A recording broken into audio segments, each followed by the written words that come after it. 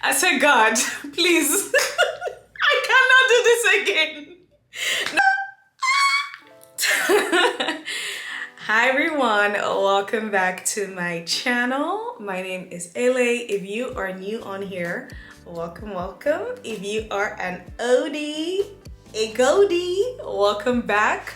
I'm super excited to be sitting down and doing a one-on-one chit chat, as you can tell from the title. But before we go into today's gist, please make sure you like, leave a comment, and subscribe if you haven't already done that.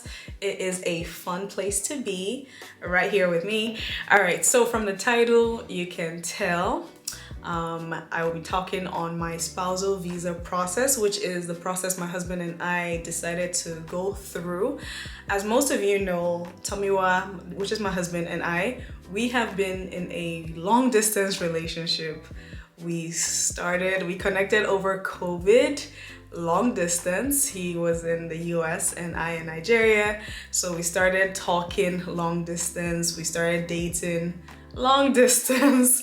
He eventually came to Nigeria, proposed, went back long distance. He came back, got married to me. We went back to long distance marriage, and like since 2020, it's been all long distance, right? We got married in 2021.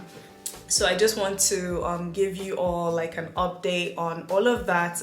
People have been asking me like, how is long distance going? When are you guys going to close the gap? You know, and things of that nature. So I just want to share a little bit on that and the process that we have been in for the longest time.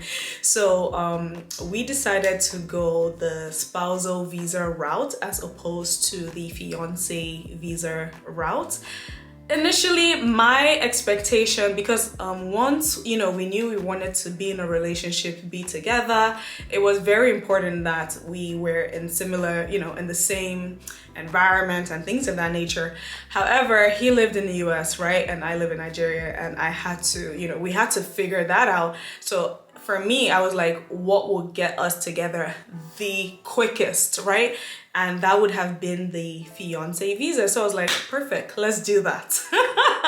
So we were planning to do like a little family introduction and then, you know, apply for our fiance visa. And once we had filled out the paperwork for the fiance visa, I said, you know what, because I'm very like meticulous in the things that I do. I was very careful. So I was like, you know what, 𝗖𝗢𝗧𝗧𝗧, let us just pass this through a lawyer and see if everything is in check, because I don't want to start this process and then, you know, anything goes south and mess up. So we decided to like reach out to a lawyer from the US, and we spoke with him. We had like a little short consultation with him. He's a Caucasian man, and I gave him information. I just said, you know what, we're also having like a family introduction, you know, coming up. And he's like, what's family introduction? I said, it's where, you know, the parents meet each other, the families meet each other, and things of that nature. And he's like, are you going to be tying that thing on your head? I said, what thing? He's like, do you tie any like gear on your head? I said, oh yeah, gele, it's called gele. We're going to tie. I would definitely be tying that for my introduction. And he's like, no ma'am, that is considered marriage. That is considered marriage to the USCIS. You cannot do that. So you either have to decide now, like, are you going to do your fiance visa, and then when you come over and you get married, you can do that, or are you going to just go ahead and get married? And we just decided, you know what, we're gonna go ahead and, you know, do our wedding and all of that. So yeah, we decided for a spousal visa as opposed to the fiance visa. Now, the spousal visa was going to take a much longer time than expected. I think back then they said like the fiance visa was a shorter time frame versus the spousal visa. But all in all, my understanding at the time was this was going to take about 1 year. After we got married, my husband, you know, obviously came to Nigeria. We did our traditional wedding. We had our court wedding, and he went back to the US. And then when he got back, we decided to start putting the paperwork together, which is a lot, by the way. We put all those documents together and we submitted in December of 2021, December 16th, 2021. And then on December 22nd, 2021, he got NOA 1, which is Notice of Action 1, letting him know that the USCIS has received our packet and this is our case number, and just some instructions in general. And we were very excited. So for me, I was just like, woohoo! Like, we just filed and we are getting an update. Like, look at God. We're so excited. And for me, like, and you know, that was December going into the new year. I was very pumped. I was very ecstatic. I was hoping that by May 2022, we will close that long distance gap and we will be together. December passed, no problem. We're still happy, excited. January came. He came to visit me, which was fine. So I wasn't thinking about that. But after he left in January, you know, I was feeling okay for the first week. And then second week comes and I start feeling anxious. I start searching every single thing. I was watching every YouTube video. I Googled everything I could find, like, what are we, like, when am I gonna hear back from the USCIS? When are they gonna come through? And things of that nature. I became anxious over time. So January, February, March, April, May, no word, like nothing from the USCIS. And there's nobody to call. They will tell you, like, obviously there's like a lot of people ahead of you. So like when you check online, I downloaded this app called Case Tracker. I downloaded another app called Lawfully, where you put in your case number, which you received in the first mail from NOA 1. And there was just nothing. There was just nothing. And it was such a difficult time for me. Imagine just being married and being apart. Like, dating over the phone was not the easiest, but again, COVID, long distance, I got it. But like, being married and not being able to see your person, that was very, very difficult. So I was waiting, and while I was waiting, I'm not even gonna lie, it was a very, very difficult time. To be honest, I didn't even like record any of the process because it was just a very, very difficult time. And if you know anybody going through this process, or if you're going through it as well, then you definitely know, you definitely understand. So like, yeah, I was searching on YouTube, everything, on TikTok, just trying to see people's processes, gauge the time, because this was taking longer than expected. And then on one fateful day, I think June 13th, 2022, I got a notification on my phone from the Case Tracker app. It showed an activity or something on your, it showed, I don't remember the word now, but it showed like an update on your case. And my heart leapt. My heart leapt. I was like, what?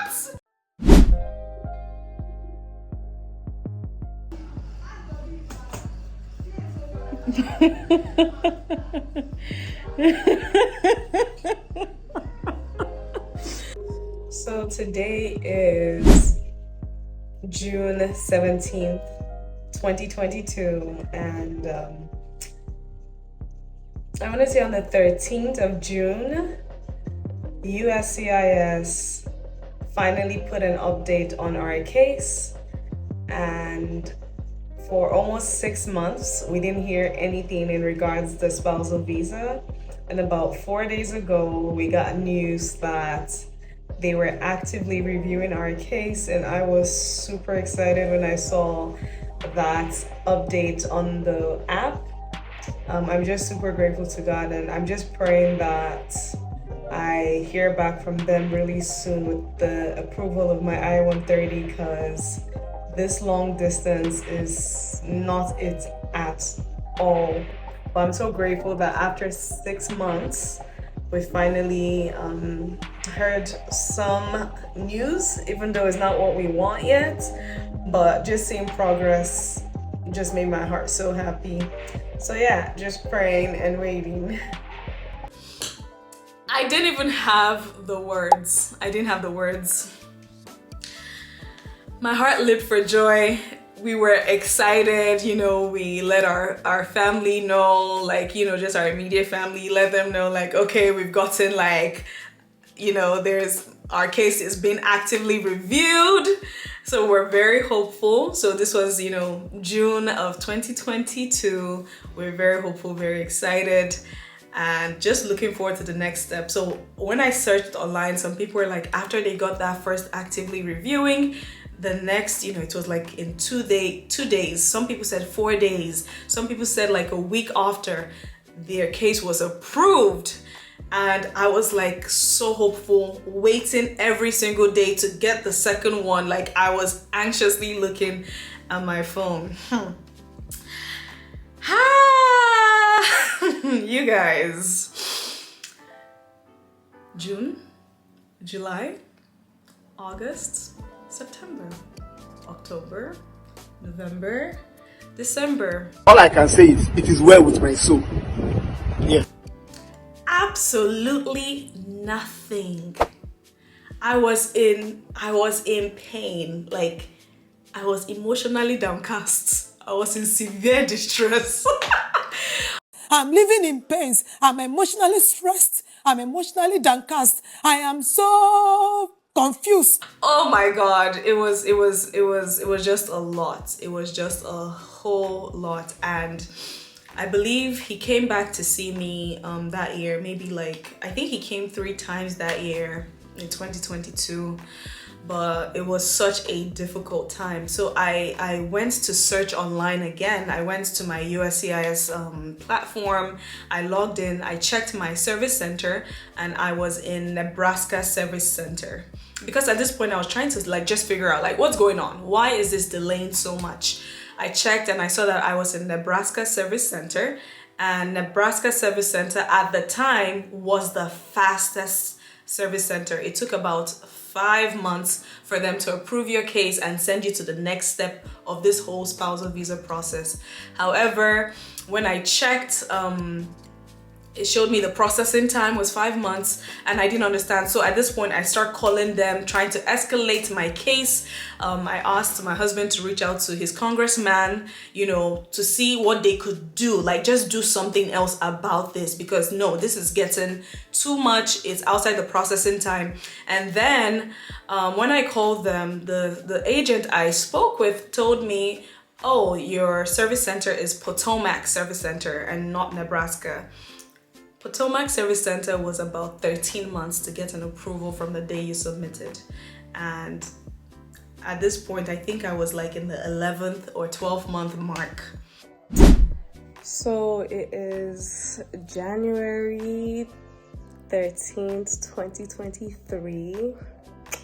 And I'm still waiting for my approval from the USCIS for my spousal visa. At this point, it is over a year. I'm super tired. This process has been exhausting, and I'm just praying that the approval comes, you know, hopefully within the next month. This is just my prayer in this season. But yeah, I'm still waiting and just praying that this wraps up quick. At any point on the USCIS website, you could check to see your processing time, and I saw that, you know, I was outside the processing time because the time had already passed. There's an expected processing time, and once you get out of that processing time based off of your service center, then you can request. However, they told me I cannot request until a certain date in 2023. So I had to wait. I could not even find out why, and that was truly annoying, but there wasn't much I could do about that. I just had to wait, and you know, my husband just kept encouraging me. We kept encouraging each other, and you know, we spent a lot of time on the phone, FaceTime, WhatsApp calls, you know, just trying to, you know, build ourselves in this waiting period. And this period really just taught me to like really rely on God, to depend on God. I had to just take my focus off of the waiting for this thing to happen and just focus on enjoying the journey, because at this point I realized that, okay, there's not much I can do. Like, I've tried everything, we've done everything we could do, and this is just what it is, you know. At some point I started questioning, like, is this my lot? Like, what's going on? And yeah, after much praying, waiting, fasting, I promise you, if anybody knows about wine press, I went to wine press now we're in 2023, January. I went to wine press with Pastor Bolaji. I said, God, please, I cannot do this again. No, I'm really serious. I know I'm laughing now, but I was really serious. I was like, God, I can't, like, I need you to show up. Like, I cannot be away from my best friend. Like, I want us to build our lives together. I want us to go on dates, you know, just those basic things couples do. I'm just like, Lord, please, like, I really need you to come through for me. And then, as we will have it, as God will have it, January 25th, 2023, I got another update from Case Tracker app saying actively reviewing. And one thing I knew from my research, because I was researching every single thing, is once you get the second actively reviewing, then your approval is coming within a day or two. So I got my first actively reviewing on January 25th, 2023. And then by January 26th, 2023, my USCIS case was approved. Oh my God. Today is January 26th, 2023. And I just got an update from the USCIS that our spousal, what am I even saying? I just got the notice, the NOA2, that USCIS has approved our petition, and then we're going to move to the next stage. I have not even read the entire email. I just dropped on my knees thanking God. This took 406 days to approve. Oh my God, like, I cannot wait for Tomoa to wake up so I can share this news with him. I'm so excited. We did not get any RFEs, which are requests for evidence. So if you did not submit enough documents and the USCIS was not convinced enough that your marriage is legitimate, then they would give you an RFE asking you for another document, which would take another time frame that we cannot really predict.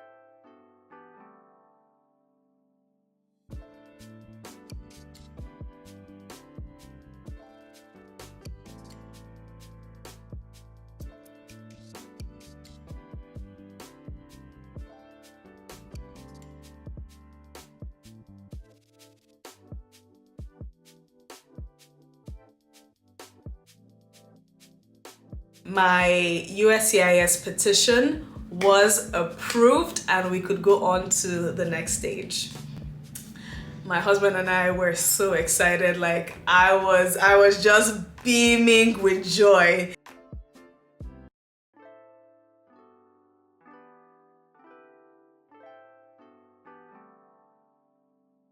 That this first process, which was about 6 steps, I'm not really sure, I'll post that, was finally done, and then we could move to step 2 out of 3 steps.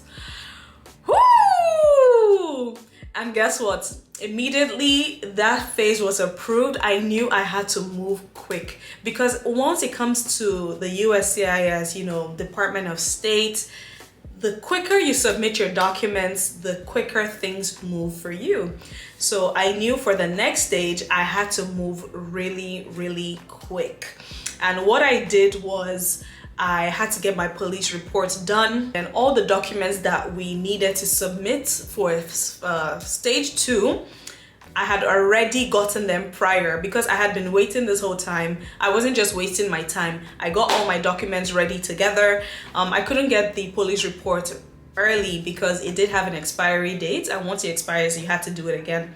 So once I got that actively reviewing, boom, the next day, I went to go get my police report in Lagos. It was a bit of a hassle, but I was able to get it.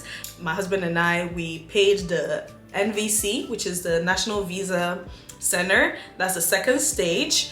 Now these are the people trying to deal with your visa. I packed everything together. We paid the fees. Once they approved the fees, I submitted all the documents online.